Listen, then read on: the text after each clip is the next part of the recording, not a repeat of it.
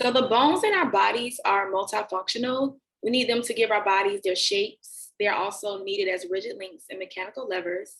They are attachment sites for the muscle tendon complex, and they protect our central nervous system and multiple internal organs. A strong bone needs the mineral calcium in abundance, and depending on how much of the mineral is in a specific area or volume of the bone, it is known as bone mineral density. When you aren't using your bones, your body feels as if they are no longer needed. And when this happens, there's a decrease in density of the bones, making it easier for them to break and making them more stiff and even weak. This can then cause osteopenia and osteoporosis. And this is where exercise and movement comes in to better help your bones stay healthy and strong. And just not any kind of exercise will do, so you must be specific. In an article about sports and bone density, they concluded that basketball players in the proximal femur areas and long distance runners in the lumbar area had the highest bone mineral density and bone mineral content. Volleyball players also had high values as well. So the reason for this is because these sports are dynamic and weight-bearing activities. It is said that the best exercises are those that are dynamic and require a high loading rate. And with high loading rates, this causes healthy bones deformation that induces growth and remodeling. Some of the best techniques to perform, especially as a child or young adult, would be to participate in these high-impact sports. They require a lot of movement, they use the entire body, and they also keep your heart rate up. So even if you don't compete with a team competitively, integrating workouts that mimic these sports will work as well.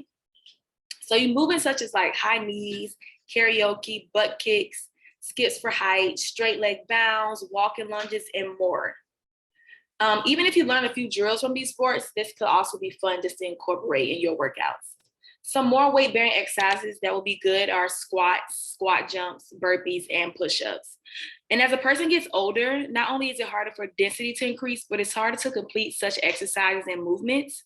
And although swimming and walking aren't that high of an impact, you can see some growth in the bone density compared to not doing any movement at all. So the areas that are stressed the most will see the most increase in strength. And when you're creating programs, we have to remember to incorporate multiple different movement and exercises to ensure we hit all the areas of the bone. A bone fracture happens traumatically, and it can be seen when a child falls off the monkey bars onto the playground and breaks their arm immediately. And what I've noticed from seeing this is that as soon as the bone is fractured, it is needed to be held in place so that the bone can form back together throughout the healing process.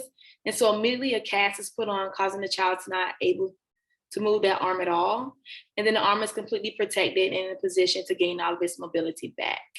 I remember only them really being in pain when the initial fall happened, and then being out of the cast in a month or even less. So I know that when you are a child, your bones tend to heal a little faster than when you are an adult and break a bone. So it can always take more time for the bone mineral density to increase the older that you get.